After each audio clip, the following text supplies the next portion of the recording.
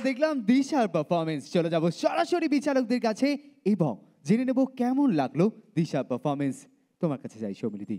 তোমার আগের পারফরমেন্সটা আমার অনেক বেশি মানে ভালো লেগেছিল। আগের এপিসোডে তুমি যেটা করেছিলে, এটা তুমি চেষ্টা করেছো, আমি খারাপ বলছি না, বাট আরেকটু এনার্জেটিক, আরেকটু ফুল অফ লাইফ হতে পারতো। কারণ যেহেতু আমরা সেমিফাইনালে দাঁড়িয়ে রয়েছি, সেই জন্য আরেকটু এনার্জি দিয়ে, আরেকটু দম দিয়ে এই পারফরমেন্সটা দরকার ছিল, এত সুন্দর একটা মিউজিকের ওপরে যখন তুমি করছো।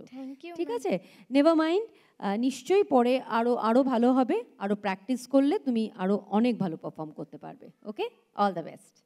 Thank you so much Pulkita di. Disha, তোমার ড্রেসটা এত ঝলমলে, কিন্তু তুমি কিন্তু সেই রকম আরে কীরকম যেন নিভে যাওয়া হয়েছে ব্যাপারটা। মানে তুমি সেই এক্সপ্রেশনটা একদম মিসিং সেমিফাইনালে পারফর্ম করার জন্য। প্লাস তুমি যে মিউজিক পিসটা পেয়েছো, ওটাতে যে তুমি পারফর্ম করছো, একটু এক্সপ্রেশন দিতে হবে তো। নাচে তো অনেকটাই এক্সপ্রেশন, তাই না?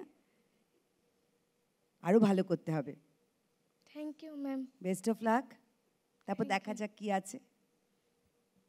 Thank you so much Disha. আপাতত দিশা হারিয়ে না ফেলে চলে যাও বন্ধুদের কাছে।